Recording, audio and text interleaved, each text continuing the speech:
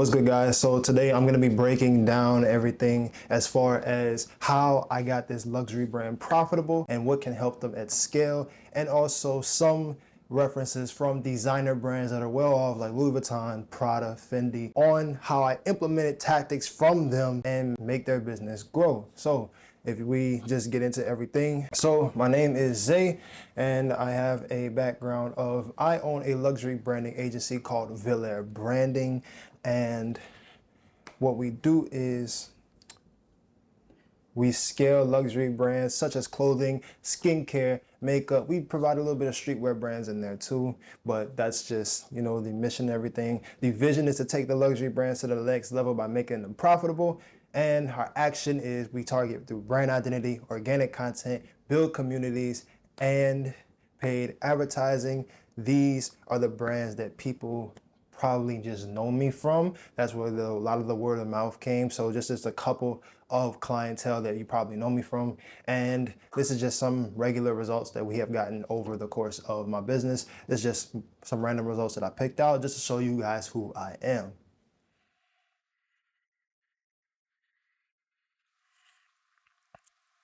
But now we're gonna get into the fun stuff. We're gonna get into everything that we need to get into as far as clientele goes, and exactly how did we make $10,000 with this unprofitable luxury brand. So as you guys can see, this is my Facebook chart. I have the Villaire Branding watermark on here, obviously. Now, I will not disclose the name of this client directly just because a lot of people just don't like things out right there. However, I will put their website link in here, and I will also not show the Shopify because that just requires me to show a lot more data about the customer, and he's just not comfortable with me posting it. He'd rather me post a Facebook chart. Now we can just get into everything as far as how we broke down his social media. So his Instagram following, his old content needed to be refurbished. That is the number one thing. Content is key. Content, brand identity. As you guys know, I said that we take care of brand identity at most, and brand identity is the most important thing to make your customer want you. So we're gonna dive into his old Instagram content. And it looks good to the eye, but here's the reason why it did not work. So it offers a bland and common lifestyle. What I mean by that is it does not offer a lifestyle that everybody does not feel that they can live. Any regular person feel like they could go downtown and walk the stroll. Any regular person feels like that they could go in a parking lot. Any regular person feels like that they could just, go in the places that he was going. And it's not even a sense in the places he was, because there has been lots of luxury shoots downtown in parking lots, which I'll get into then, but it's the way it's taken. It doesn't look discreet enough. It doesn't look far enough from the audience. And I'm gonna dive into what made his new content so much better after this. So the products are not highlighted well. That just meant that the products were too commonly pictured. They just looked like regular fit pictures. It didn't make the product look special. Of course, it brought an outfit together, but if you don't make your product look like the center point of the picture, your product does not look like a reward. It just looks like another item that you have on. Psychological tactic. So, and like I said, the product does not feel far from the customer. What I meant by that was the product not feeling far from the customer, it does not feel like a superior item. Whenever you present your product as something that's a little bit more common or something like that, the customer cannot perceive it as a superior item. So how do these luxury brands make their products be perceived? Just look at Balenciaga. Look at Balenciaga. Someone will literally call you broke for not having Balenciaga, even though those shoes costed them their last $850. But they have such a unique superiority complex simply because that's what they're wearing. They love Balenciaga. So we had to present his content better. We had to present his content in a more mysterious way. We took this inspiration from Rolls Royce. We used the element of mystery. So the reason why his new content was refreshing was because it offered a mysterious and secluded lifestyle. Now, you can tell these are like in some of the same places, pictures, but it's the way that we did it. It's the way that it's taken that makes the item and the brand look alone. It does feel far from the customer because it looks like I took this in a place that you do not know. It looks like I sat here and took it in a mysterious place that the common people may never be. A lot of you people, except the parking lot pictures, cannot tell me where he is. You know what I'm saying? But in these pictures, you could tell this looks like a prison building. You know, this looks like the behind a school. This is a obvious parking lot. This is like somewhere outside of a church, and this is just on top of the ground and some, you know. But here, it looks way more mysterious and it looks way more far from the customer because of how discreet it is. So products become the focus point. So I also told him, hey, we need to get rid of all this clutter. They still look like fit pics, but the products become the main focus point of the vibe. So you see, we were selling this jacket and these pants. The pants were angled during the product. As you can see, we're selling this hoodie and these pants. These hoodie and these pants are up against a solid concrete wall and taking very professional, high quality pictures. We were selling these hoodie and these pants. Hoodie details are shown upon the hood, where the hood had like these stones on it and everything. As you can see, same thing with this hoodie. We took a up angle from here because we were selling the hoodie and this jacket. I took a down angle from here because we were selling these studded pants, and we were selling this entire set. So we took an up close angle to make sure that the details of the garment were shown. So this content makes the product the focus point better than his old content. Now, can we still improve on this? Yes, for sure. We still can improve on this and make the products the focus point even more. We have no means have peaked yet, but I'm just letting you guys know what the improvement looks like. And I see the improvement. And like I said, the photo psychology makes this feel far from the customer. Never have a luxury brand. You can do this with a streetwear brand, but never have a luxury brand to where the clothes do not feel far. And I'm about to get into how we made the clothes feel far in right now, just a minute. So a great psychology luxury branding tactic to make your clothes feel far. Like I keep saying, use images of people looking down. When you use images of people looking down, it creates this superiority about your brand and your product, and I'm about to get into it. So this is a technique used by luxury brands. As you can see, Gucci is doing the same thing with Rihanna. Look at the superiority that Gucci is presenting to this dress and bag that Rihanna have by making her look down upon the consumer. Looking down upon the consumer is the reason why luxury brands have this high superiority complex. It's the reason why a lot of these people worship these designer brands. It's just like the Balenciaga example I gave earlier. Someone will spend their last on Balenciaga because of Balenciaga. They won't do that with other brands like Polo, Nike, you know, things like that. By doing this in your marketing, you create that superiority complex. So here's some great examples right here. And I'll also pull it up right here on the screen just so you can be closer to it. It's gonna be right here. But anyways, Gucci, Prada, Off-White, Saint Laurent, they did this. And it garners superiority in your product and in the campaign as well. You create an aspirational desire for customers to look up to.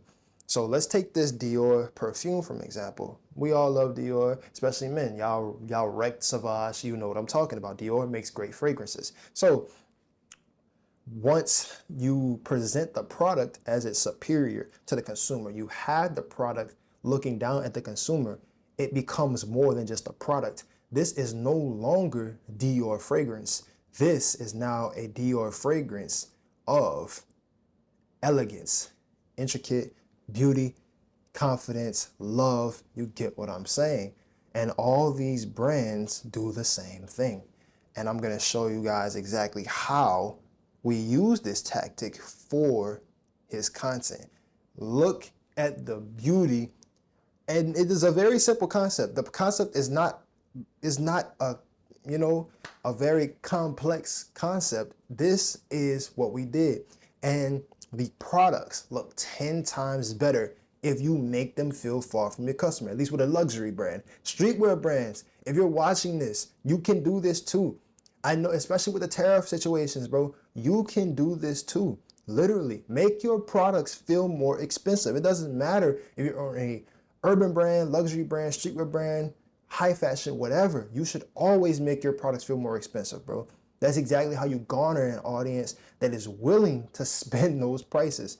So this is exactly how we use this brand hack. Just take a look at him looking down at the customer with this hoodie on. This sold really well as an ad creative. It really did. I think this hoodie is actually sold out on this website right now, but we are doing this with the entire set. It was a beautiful campaign, bro. We are definitely going to implement this in his product scheme again. So that is a psychological branding tactic that you guys can do to make your quality and product you can do this with anything, man. A shoe, fragrance. Do this with eyewear. You see, like I have eyewear, and I'm thinking about doing this for one of my clients, and I'm thinking about starting up a luxury brand and doing it myself. But man, it's such a simple thing that can literally drag out a product, man. It's so beautiful how luxury brands operate. But so now, one other thing that you guys need to understand when having a luxury brand is the difference between lifestyle photography and product photography, all right? So I see a lot of brands on their Instagram, they make everything look expensive, but they still cannot convert to their website. Why? Is the website layout bad? Probably not. Are your offers good? Probably so. But it's the psychology of when they get to the product page. That is the reason that a lot of brands most likely cannot convert. So the difference between product psychology and, I don't know why this is right here, but the difference between product psychology and lifestyle psychology. So product photography, these are clean, controlled photos that highlight the product alone, usually shot on a white or solid background. These are the products, these are the photography types that you want, right? On your website only. Of course, it could be on your feed. You know, a lot of Off-White, a lot of the Pradas, a lot of the Gucci campaigns have this, especially Balenciaga. Balenciaga does it amazingly. Even brands that are perceived as luxury but are not, they're fast fashion like Zara and H&M. They do this on their feed as well. But it's so important for your website. So important for your website. So the purpose of them is to provide clarity, detail, and presentation. Your product by itself cannot sell itself. You have to present it well. You have to. There's no product in this world that can sell itself. It can sell itself, but if it's presented bad, it will not sell itself to its full potential. There's some amazing products out here that you can just say here, and people are gonna be like, damn, that's hard. But if your product psychology and your photography does not match the presentation of how good the product is, it will not go anywhere, or it will go somewhere and it just won't get to its best potential. And that is not what luxury brands want. So make sure you're presenting the detail of the product, make sure providing clarity to the customer, make sure that every single thing is good. So it's ideal for websites, lookbooks, and product pages and e-commerce platforms, of course. Like I said, lookbooks on the website or the feed, cool, that's fine. Lookbooks are supposed to be product centric.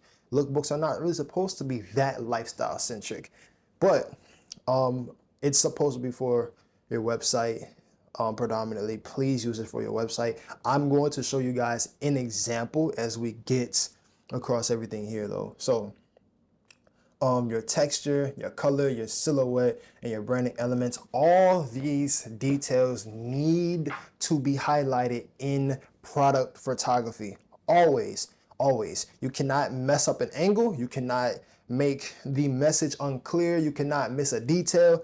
Get every single thing, how the product fits, the true color.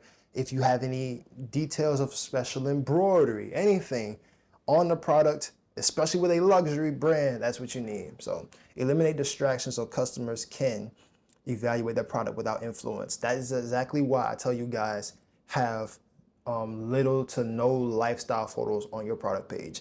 You need to eliminate distractions because selling is impulse. Selling is extremely, extremely impulsive.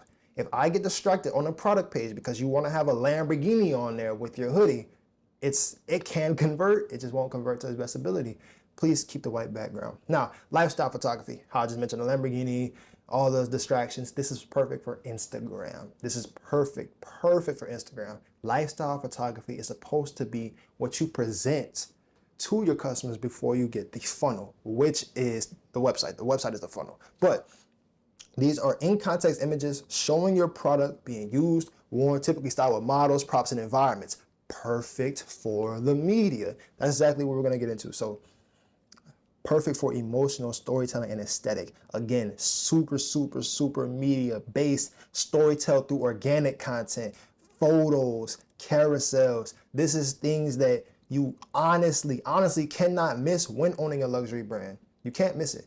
You really can't miss it. And it's a lot of people underestimate their feed when having a luxury brand. They sit here and say, man, my website is good, everything is good. Why are people not paying this price? People are not paying this price because you did not validate that price with the lifestyle photography that they needed to get to before they got the website. So, that they needed to get to before they got to the website. That's what's actually needed. So, use case best for social media, ad creatives, brand storytelling, lookbooks. See, you can mix them up, but the bottom line is social media, website, two different things. So the focus is brand identity, culture, aesthetic, and how the product feels in real life. So real life, what is real life? Now, a lot of people want to be cool and get all these aesthetics that seem far from the customer. Yes, do that. But also make sure when you are presenting lifestyle photography, also present it in a realistic point. You can do the out of the world photo shoots, but please, as you can see, Gucci for sure did an out of this world photo shoot with Rihanna, but I guarantee you they also did a realistic photo shoot with this bag or dress, whatever they're marketing right here, just so the customer can feel how the product would look in their lives. You have to put your products in the the perceptions of the customer. You know what I mean? The photo shoot can't always be out of this world because now you're causing some type of disconnect, right? So make sure you know what your customer likes to do outside of the clothes that you produce, whether your customer likes to skateboard, whether your customer eats pizza on Sundays, whether your customers love the movies, whatever areas they love to be in, make sure you provide those realistic standards. So the goal is to build desire and lifestyle association around the product. That's it. This is made to get to your website, and your website is supposed to have the photos that we talked about earlier. So here are some examples. Why lifestyle shoots work better on Instagram. Instagram is an emotion-first, aesthetic-driven platform. Literally, nothing on Instagram can be good if it's not aesthetically pleasing. I don't know. I didn't make the rules, but that's how it goes. So people scroll fast, and what stops them is vibe, energy, and context. If there's no aesthetic, if there's no context, if there's nothing to fight for on the feed, there's nothing that's pleasing to look at, they most likely will be drawn away. We live in the days where attention spans are ass. Super garbage, I know, but it's just what we need, right? So it's just what it is, man. Shout out to TikTok for ruining everything. But lifestyle shoots make the viewer imagine themselves in the scene, living that life. What did I just tell you guys? Yes, these out of this world photo shoots are good, but please get some attention grabbing photo shoots that also relate to the customer's lifestyle outside of the clothes that you produce. This is so big and this is so urgent for your brand identity. I cannot even explain it. They build connection, not just attention.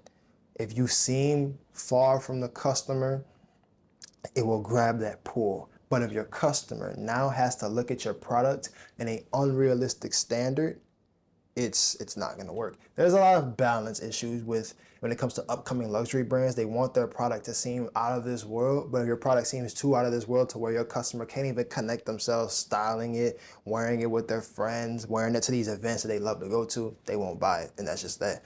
So lifestyle content also fits into the algorithm better. It's shareable, saves better, and attracts comments because it feels aspirational. Like I said, share the lifestyle of what your customer, I'm going to keep saying this, what your customer wants to do outside the clothes that you produce, literally, because if you do not trigger onto your customers' aspirations, they will not feel anything when it comes to you.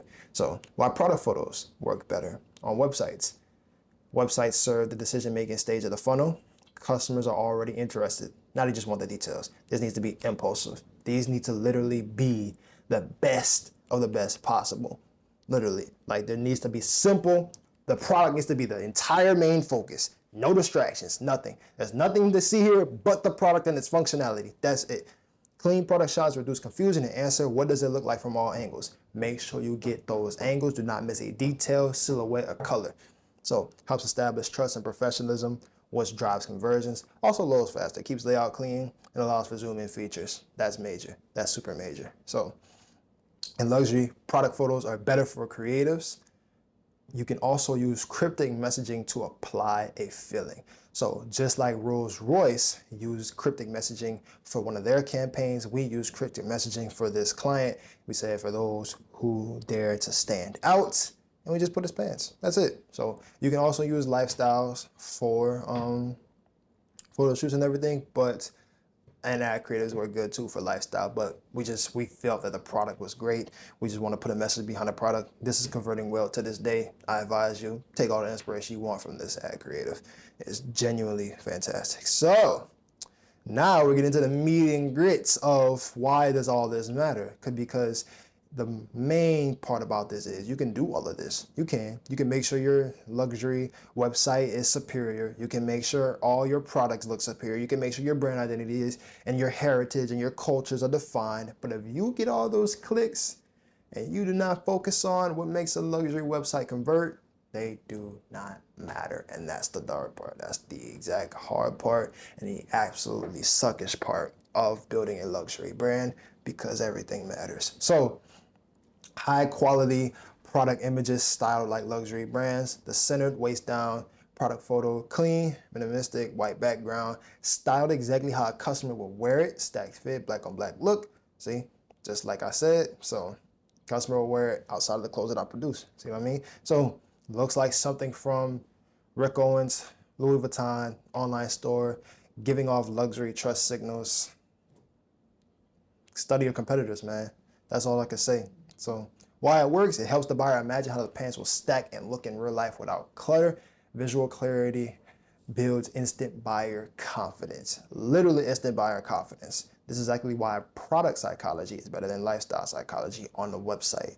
So, and product anchoring with discounts. The product and frequently bought together bundle clearly show on original price crossed out, discounts next to it, and we also have upsells and complete your outfit bundles. So why do I have arrows right here? Because this is a whole different tactic called nudging. Nudging is a marketing tactic that forces your customer to purchase without making it look like they get nothing out of it. So what do I exactly mean by forcing your customer to purchase? When you force your customer to purchase something, you tend to make it seem like because you purchase something, I'm gonna give you a gift for purchasing. You know, it's like an exchange of value. That's what nudging is. It's like, hey, you get this product, you get everything that you want. Here you go. I'm gonna give you this. And that is how luxury brands put offers in without destroying their perceived value. I didn't sit there and say everything's on the site 50% off, because now I just destroy all the lifestyle that I built up. But I made the customer feel rewarded simply just because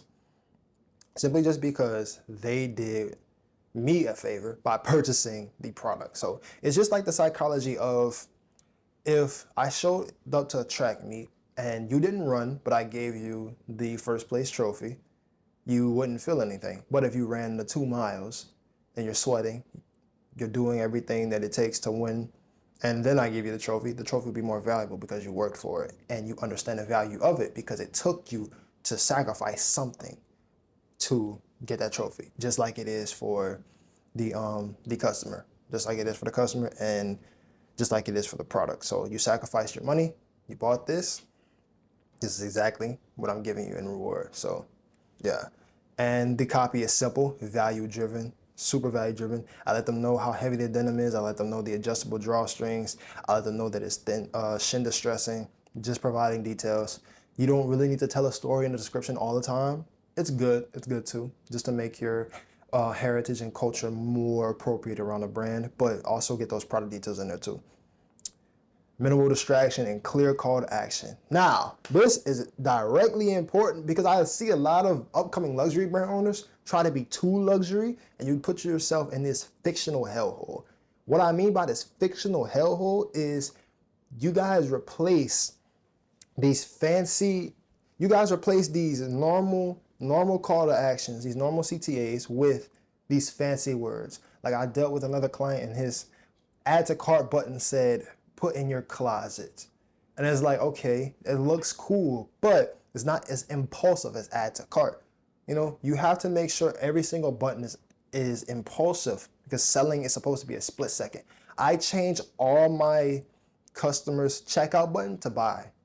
Just buy, because it literally is just more impulsive.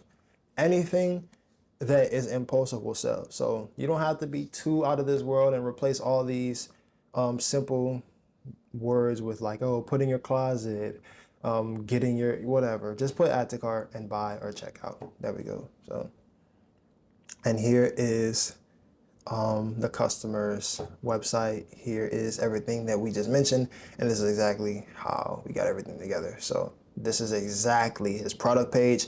If you guys want to screenshot this and copy it, do it as you do. So now we're gonna get into something else that's beyond the website and something else that caters to luxury brands and why they operate different than streetwear brands. I know a lot of you guys see streetwear brands doing the drop culture method, closing your site, doing everything when it comes to SMS, putting people towards a product screen, nothing like that. So this is exactly why luxury brands do not do that, because you don't see Louis Vuitton closing their site, you don't see Balenciaga closing their site, you don't see Off-White closing their site, you don't see Gucci closing their site. Why? And this is exactly why. It feels trend driven, not timeless. Timeless fashion that is actually exclusive is not needing to force the idea of exclusivity. It just says it in the brand identity. Just because your site is closed does not mean your products are exclusive. It just means that you're not selling anything. It doesn't feel exclusive if you have to tell your customers it's exclusive. You know what I mean? So it doesn't make any sense. And it allows the brand with hype cycles and makes the collections feel super disposable, because it's like, you're just trying to build hype. You're not trying to get customers for long term, and that just hurts your brand value. It devalues craftsmanship. Luxury brands often spend months to years perfecting textile silhouettes and production. Drop culture encourages instant gratification and cheapens the storytelling process. It literally does. There's a lot of people that do use drop culture to its full capabilities, but to luxury brands, it's kind of the opposite, because you're supposed to be able to get on a site any time possible and see the continuation of the story that I told you on my social media platforms. So that's just another psychology thing that luxury brands do not do. Louis Vuitton is one of the most exclusive brands in the world, but they've been running the same bag for the last 100 years. Why is that? How does it feel so exclusive, but I'm able to go grab a bag any single time that I want to? And it's been the same monogram for the last century. It's because of the storytelling, the continuation of the storytelling. And Louis Vuitton themselves never told me that their brand is exclusive. Because of their identity and heritage and the culture that they built around it, I had to figure out that for myself. And that's something that is big for luxury brands. So, and it attracts the wrong customer base. Customers that are looking for hype, clout, and resales, and not design appreciation and loyalty. These buyers rarely become lifetime clients or invest in full collections. Trust me, people that just look for these hype and clouds, you tend to realize in streetwear brand customers, they love to wear what everybody else is wearing. But the luxury customers, they keep it simple, or they keep it outrageous, they keep it whatever. They will wear whatever just because of the culture that is surrounded by the brand. You rarely see any luxury brands being heavily resold. It's always the brands that are built on hype. Don't build your brand on hype, build your brand on the actual artistry and the design appreciation and loyalty from your customers. So So that's just that, and this is how luxury brands promote their items as opposed to drop culture. So they show previews on runways, they show previews in studios, they show previews in labs, they show the craftsmanship process from probably the manufacturing warehouse or from the sample closet or from their own studio of products that are not made yet, halfway made, quarterly made, whatever. They show the actual craftsmanship process of things and how they tend to go along. So controlled hype, not viral hype. Like I said, Louis Vuitton is one of the most exclusive brands in the world. But for some reason, I'm able to go to that website any time that I want to. How is that possible?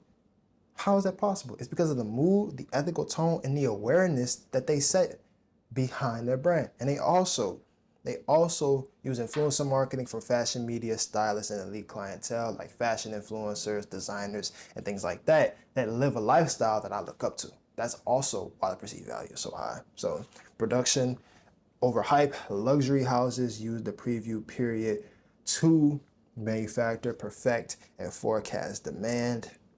By the time a product drops, it's already pre-sold or reserved by VIPs and stylists. So now that I just gave you the exact branding strategy of everything, now it's time to get into the ad creation. So I'm gonna see you guys when we get to the ad creation side. All right, guys, took the jacket off and everything. So what we're gonna begin to right now is just a basic ad setup that I do for my clients and how I structure everything around my clientele. So this is a real ad setup. This is a setup that I'm about to launch for one of my clients that I showed you guys earlier, actually. So very, very coincidentally. So we're gonna go to sales right here. We're gonna go straight to sales because that's our extreme optimization.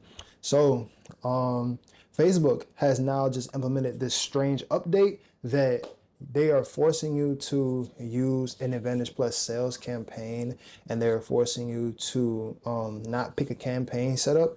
So now it's like the campaign score, optimization, AI, whatever. So we're just gonna let them know not to show me this again. And so what I normally name my campaign name, it does not matter what you name your campaign name. Just make sure you know that you can stay organized with this, and not only to stay organized, but to know exactly the strategy that you use in these campaigns just in case they don't work. So we're just gonna go right here. We're gonna go Villair. That's the name of my agency. We're gonna go Villair, and then we're gonna go code conversion, and we're gonna put the date being April 11th. Boom. So code conversion, that basically just means broad. That all that means is broad targeting, meaning we're not about to use any interest or anything like that when setting this up. So let's get to it. Make sure everything is auction. Like I said, the campaign objective is sales, but make sure you pick the right one once you get here. And I'm gonna come here and see how it says Advantage on. What we're gonna do is we're gonna pick ad set budget. All right, so ad set budget, gonna go there. And now we're gonna press next. So this is likely where you wanna be at. Just like I said, ad set name. Again, this does not have anything to do with the performance of the said campaign, but this just makes sure that you are organized, and in case you use a different strategy, you guys want to make sure that it worked, or if it didn't work, you want to make sure this is the one that did not work. So we are using two different ad strategies today. We're using two different ad sets today. So we're using two different ad sets today. So I'm going to also show you guys how I duplicate them and run two different ad sets in the same campaign. So we're going to go Villair first, ad set, code, boom. That's it.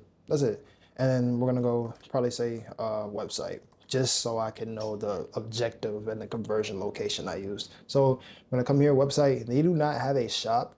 Nobody really buys from Instagram shop, but from other professional strategists, I did hear that it does work for some people. So test it out if you please. So maximize number of conversions is where you want to go. Maximize the number of purchases that we are trying to look for. That's self-explanatory. And now get your pixel from your client, whether it's a data set or a pixel.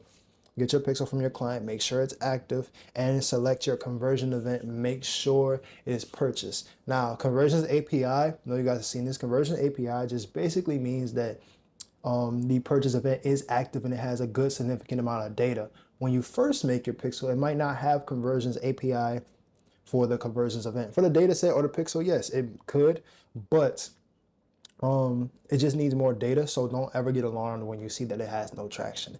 It just needs more data. So right here, we're gonna go, we're using his budget as $30 a day. So because we're running two, we're gonna put them both at 15 each. 15 times 2 equals 30. Yeah. So, but yeah, we're using his budget at $30 a day. Just please be sure that you guys, also split your guys' budget evenly. I wouldn't go below $30 a day, especially with this new Facebook update. But if $25 could suffice, but $30 a day is the lowest I would go when testing a sweet spot. But it is still very optimizable to, hit profitable purchases with $30 a day. Just got to make sure your back end process, like we mentioned earlier during the case study of a client, is set up properly. So I'm gonna come here, and now this is where they changed all the audience controls. So it looks very, very wonky. So I'm gonna come here and see if they let us use any audiences. I don't think they let us use manual audiences anymore. Okay, Facebook. This is getting a little crazy, Facebook. What are you guys doing?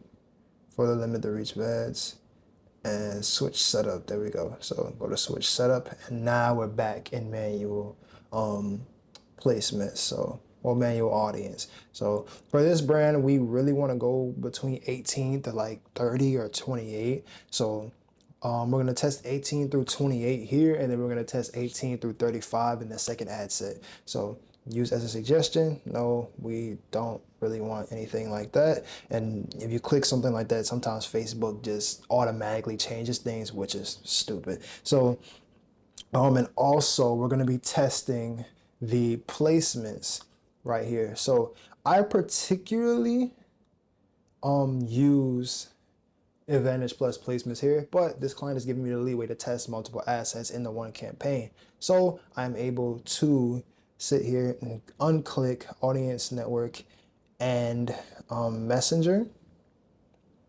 So now I'm able to have some freeway with that. So what I'm gonna do is, like I said, I'm using two different assets in one campaign. I'm gonna come here, I'm going to quickly duplicate this. Once I quickly duplicate this, this should be the copy, and this is the copy. So I'm gonna name it second ad set. Second ad set, remove that copy BS. And now we see that we can start testing out the Advantage Plus audience. So like I said, we can go 18 through 35 in this one, testing some different targeting. And like I said, don't worry about the campaign score and stuff like that above it. That's a new update that Facebook added. It's so stupid. I hate it. I don't like it. A lot of people don't like it. So set up your campaign to your strategy, no matter what Facebook says. But so with here, we are going to be testing all Advantage Plus in this category. So all Advantage Plus placements. You always want to test. That's one thing I will say for placements. You always want to test Advantage Plus, simply because you never know if Facebook knows where your money is going and knows where your purchases are most likely to come from. Give them that power. So now we're going to focus on our creatives. So I'm going to name this Euro Chain 1, because that's the type of creative that he ran. So we're going to come here. We're going to just run it once, one singular video. And we're not going to be using an existing post. You can if you want to. If it has social proof and proof of organic concept, use that post. I'm not against that. But I'm going to come here. We're going to set up the ad creative. It is an image. We'll be right back when I get his website post right quick.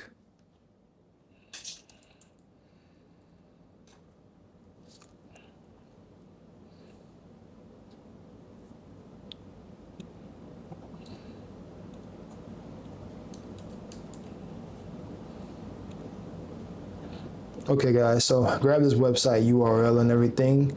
Now we're gonna come here, we're gonna put Euro chains out now. This is just so the Advantage Plus can pick up on the product that we're talking about.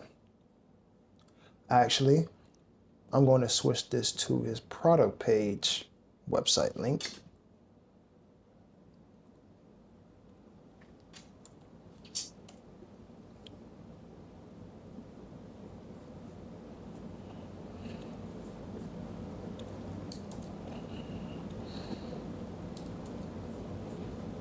There we go. I just switched that to his product page website link. And like I said, hit the Euro chains out now. Again, product page website link. Makes no sense to send people to a home page or something like that for anything. It just doesn't make any sense. If you are selling a product, send them to the product page. Your product page is going to be what's going to optimize the conversion. Like I said later, make sure your product, not later, like I said earlier, make sure your product page is optimized freely and everything's cool. All right, so we're going to add his creatives in here.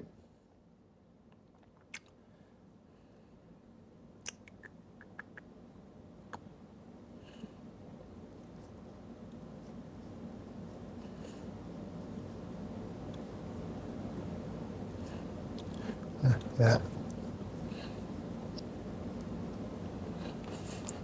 Right now, we are adding both of his creatives in here just to make sure that everything is cool and the files are supported. So we're gonna use one of them right here because that's the product that we are promoting. See right here. So crop it. Now, this comes to the ad copy. Whenever you're testing different ad creatives, the ad copy is just as important. The ad copy, just like the creative, determines where 95% of the results come from. The creative is the most important thing when you are running ads, especially for a luxury brand or a high fashion brand or something like that. So we're gonna test out one ad copy saying Euro necklaces out now. That's the primary text, and then the headline, you can say some type of scarcity offer or something. You can go limited stock, and ready to ship.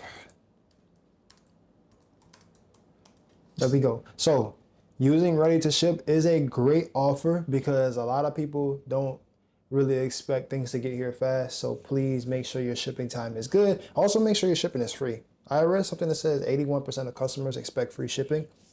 That's no longer an offer. So make sure that your shipping is free. And to put that right here, we're gonna come free shipping. And because this is a brand that's catered more to the younger audience, I really wouldn't say it's like luxury brands, how I normally run. It's just a regular high fashion and streetwear brand. You could throw a little bit of humor in here for the customer. So ships, we can go ships faster than Amazon. Yeah, this is just humor. Call to action, either order now or shop now. I would test different ones. Like I said, we're using two different ad sets, two different campaigns. Might as well test two different call to actions. So you see shop now, order now. We have order now right here. I'm just gonna use that. All right. And enhancements. For the enhancements, we're gonna get into that in a minute, but that's the creative right here. And making sure everything didn't glitch, everything is right. All right, when it comes to enhancements, this is actually very important too because this can make or break your creative. So what I recommend for clothing brands, music, turn it off. For any type of non-video related ad, turn it off. Visual touch-ups, I do recommend this. I like the visual touch-ups. It does add a little bit of sharpness. Catalog items, you do not need catalog items unless you have 5+ products that you're selling. If you do not have like that many array of a collection, I don't see the point in adding catalog items. So, but also we can move this cursor right here. Also, adding an overlay, it just stuffs the creative with a bunch of borders. I don't really like the look of it. I always turn it off. adding a site link. You don't really need that many site links. Like I said, because I am in this creative running one product. If you have multiple products catered to a few, you can use site links and test that out. But for me, in this current situation, we're turning it off. So text improvements, I don't want things to change. Text improvements is basically when Facebook will change your text depending on where you put it at. So just like you guys see me set up my headline, my primary text, things like that, I want them there because that's what I see fit, and I place them there strategically for a reason. Text improvements, Facebook kind of changes it to what they think will match best depending on the day of the ad. In this case scenario, I don't want that, so I'm gonna turn it off. And relevant comments. Oh shoot, my fault, guys. All right. Hold on. I remember the ones I turned off. All right. So, anyways, but you're gonna click show more enhancements because for some reason they always like to hide stuff from us. So we're gonna come here. Relevant comments, yeah, keep that on. That is great. That is great. So if someone comments like, oh, this product was fire, this fit well, I loved how fast it came, it will show first on the ad. You want that. I'll leave that on.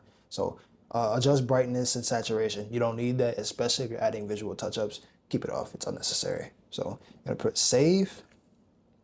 And then right here, this is where you check everything. Everything seems good. Oh, you want to make sure that link is there.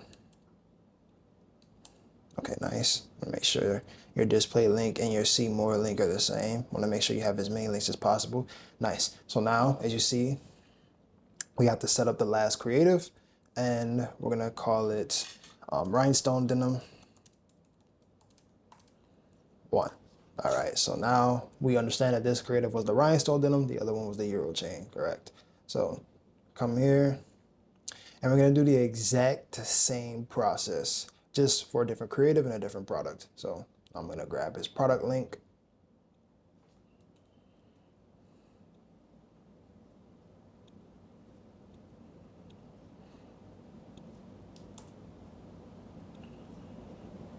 All right, just grab this product link, and now we are going to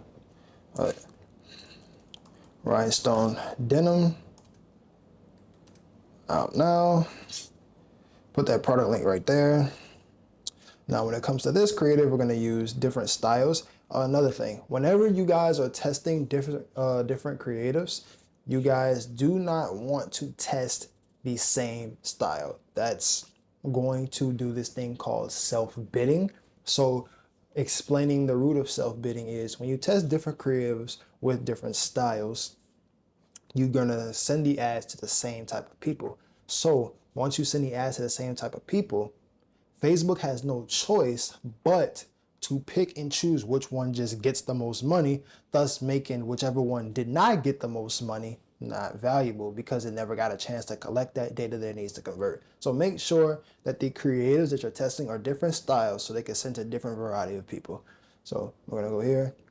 Just like I told you guys earlier, the ad copy is one of the reasons that the creative does so well. You guys seen the ad copy that I used last time, and you guys just heard the creative example that I gave with self-bidding. So we're not gonna use the same type of ad copy.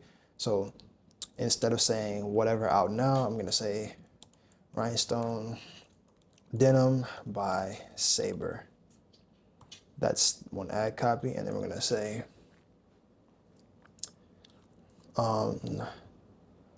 perfect for all year round, max comfort.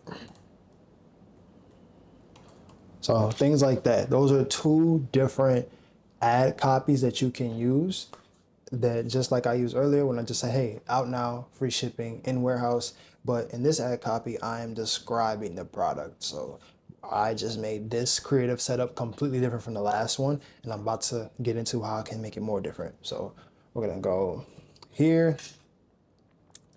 fits relaxed. Goes with every, I'll put any style. Did I misspell relaxed? Oh my gosh, that's crazy. I almost cooked them, but yeah, goes with any style. And then we have here, like I told you guys, I used Shop Now last time. No, did I? No, I used Order Now last time. So we're gonna go with Shop Now. Shop Now, and like I said, with these enhancements, Facebook tries to hide them. Now, with the enhancements, I am going to keep the same settings that I had. I particularly don't overdo enhancements, but I'm going to press done and make sure all the enhancements that are unnecessary to the item is off, making sure that don't need all of these. Like I said, visual touch-ups and relevant comments are the only ones that I will run and cater to the situation. So press save, make sure that all the links are there.